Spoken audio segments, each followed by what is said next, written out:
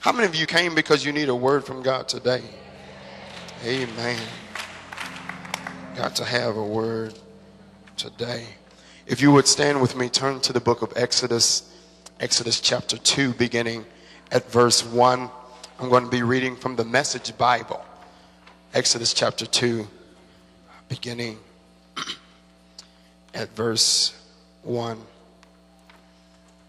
Say amen once you have it. Exodus chapter 2, beginning at verse 1. It says these words. A man from the family of Levi married a Levite woman. The woman became pregnant and had a son. She saw that there was something special about him and hid him. She hid him for 3 months.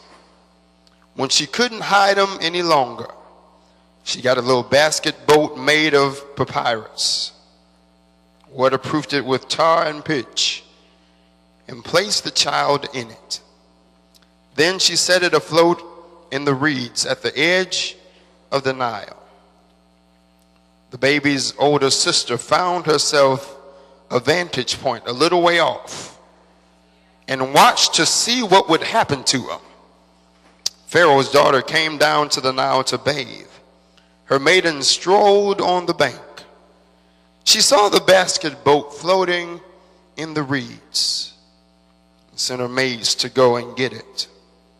She opened it and saw the child, a baby crying. Her heart went out to him. She said, "This must be one of the Hebrew babies." Then his sister was before her.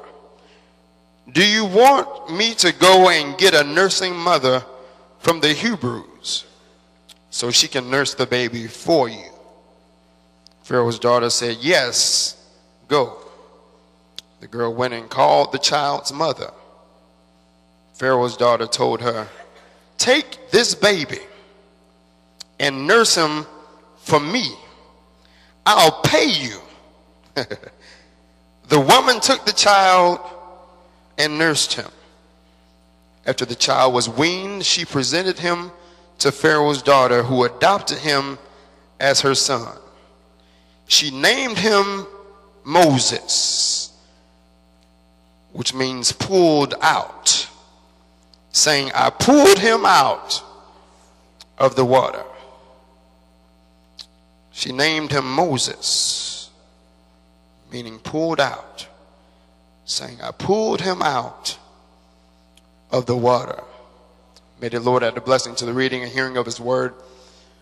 I want to use for a subject, not mine in '09. Not mine in '09.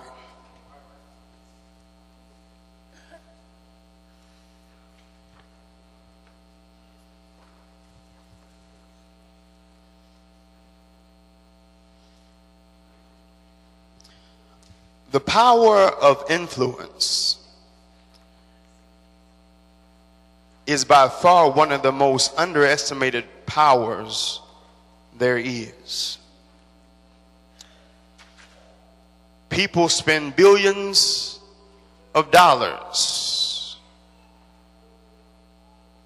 on television and radio producing commercials because they know the power of influence.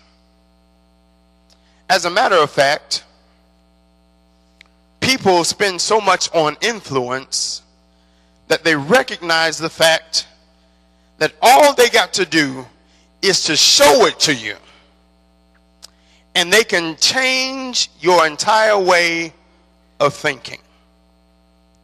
As a matter of fact, many of us have watched commercials before, and you might not have been hungry yourself, but a certain commercial can come on displaying a certain type of food, and before you know it, your stomach will start growling. Somebody knows what I'm talking about. And so influence is so influential that the enemy has got it down to a science, because he recognizes that I don't have to attack you directly. All I've got to do is change your influence.